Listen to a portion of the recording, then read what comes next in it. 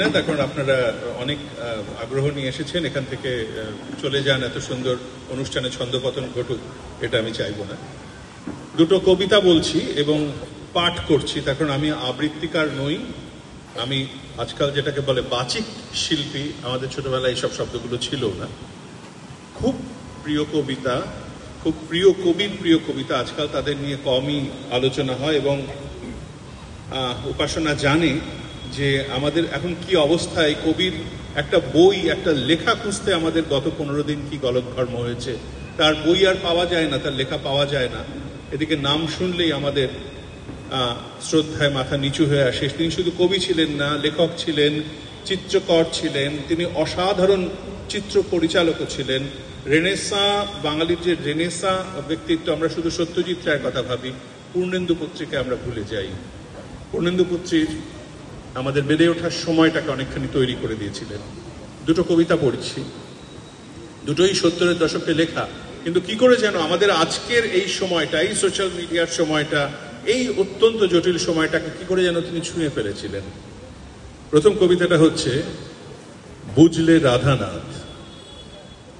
একটা সাইকেল থাকলে বড় ভালো হতো, বুঝলে রাধানাথ। আরো ভালো হতো একটা মোটর বাইক থাকলে।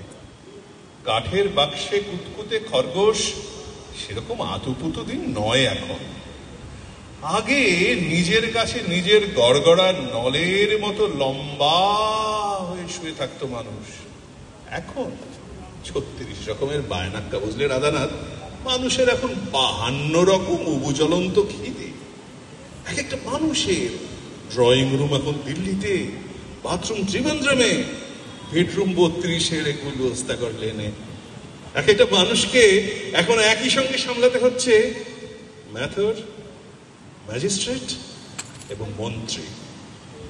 টেলিফোন নামিয়ে রাখলে টেলেক্স, টেলেক্স পড়িয়ে গেলে টেলিগ্রাম, ব্যস্ত স্টেরোর আঙুলের মতো এ থেকে ওয়াই, ওয়াই থেকে এফ, এফ থেকে জি কিংবা জেড পর্যন্ত মানুষের মারদাঙ্গা দৌড়। নিজস্ব রেলগাড়ি ছাড়া, বুঝলে রাধানাথ, এত সব লাঞ্চ এবং ডিনার, এত সব ক্লাব, কনফারেন্স, সেমিনার, এত সব সিঁড়ি, সুড়ঙ্গ এবং রঙিন চোরাবালির কাছে ঝটপট পৌঁছানো বড় হাঙ্গামার ব্যাপার। একটা অ্যাম্বাসেডার থাকলে বড় ভালো হতো, বুঝলে রাধানাথ। আরো ভালো হতো ছেলেবেলার শালিকের মতো একটা পোষা হেলিকপ্টার থাকলে। এটা প্রথম কবিতা। দ্বিতীয় কবিতাটা একটু ভারী, খুব বড় নয়, ভয় পাবেন না। ডাক্তারবাবু আমার চশমাটা। ডাক্তারবাবু আমার চশমাটা বড় গোলমাল করছে আজকাল। আপনি বলেছিলেন বাইফোকালের ওপরেরটা দূরের আর নিচেরটা কাছের দৃশ্যের জন্য, তাই তো? আমি, বুঝলেন, দূরের দৃশ্যগুলো দেখতে পাই বেশ বড় হরফ, কাছের দৃশ্যগুলো যেন গর্জিয়াস। সেদিন, বুঝলেন, সেদিন ওপরে ওঠার জন্য পা দিয়েছি এমন এক সিঁড়িতে যা নেমে গেছে আস্থা করে। আপনি তো জানেন বাতাসের কি অবস্থা আজকাল। বাতাসের ভেতর ঢুকে পড়ছে কত রকমের কল, কবজা, হাতুড়ি, পেরেক, আলপিন, কফ, থুতু, টকচা, বমি আর সাপের শীষ, কাপালিকের মন্ত্র। এক একদিন একটু পরিষ্কার হাওয়া খেতে গলিঘুচি থেকে বেরিয়ে পড়ি বড় রাস্তায়, আর বড় রাস্তায় নামলেই নাক মুখ থেতলে কাছের দেওয়ালে হোঁচট। অথচ আপনি তো জানেন কলকাতার মহিরুহরা তারা সবাই মরে গেছে সেই বাপ ঠাকুরতার আমলে। গির্জার চূড়ার মতো মহিমান্বিত সেই সব গাছ ঘন্টা বাজাতো সকাল সন্ধে দুবেলা মানুষের জন্য শুভ দিন প্রার্থনা করে। ডাক্তারবাবু, দূরের দৃশ্যগুলো এত স্পষ্ট দেখতে পাই কেন আজকাল? তাহলে সেদিনের ঘটনাটা বলি। তারা যেন গর্ত খুঁড়ে রেখে গেছে গড়িয়াহাটার মোড়ে, কারবাঙ্কালের ঘায়ের মতো। কি যে কৌতূহল হলো, ঝুঁকে পড়লুম, আর অমনি পরতে পরতে খুঁড়ে গেল 1000 বর্গমাইল সুড়ঙ্গ। ভেতরে বিস্তর সব মেশিন পত্র, যন্ত্রপাতি, স্টেনো, টাইপিস্ট, কম্পিউটার, ছুরি, কাটারি আর সেই পুরোনো কালের গিলোটিন। বাঘের চোখের মতো লাল আলো, সাদা আলো জ্বলছে, নিচ্ছে, নিচ্ছে, জ্বলছে। একটা চৌকো মেশিন, একটা গন্ডারের মতো। প্রশ্ন করলো আরেকটা গন্ডারকে, পৃথিবীর শেষ ভূমিকম্পটা হবে কোনখানে? এশিয়া না আফ্রিকায়? উনি ধক ধক ধক ধক আগুনের ফুলকি, সাংঘাতিক সব যোগ বিয়োগ।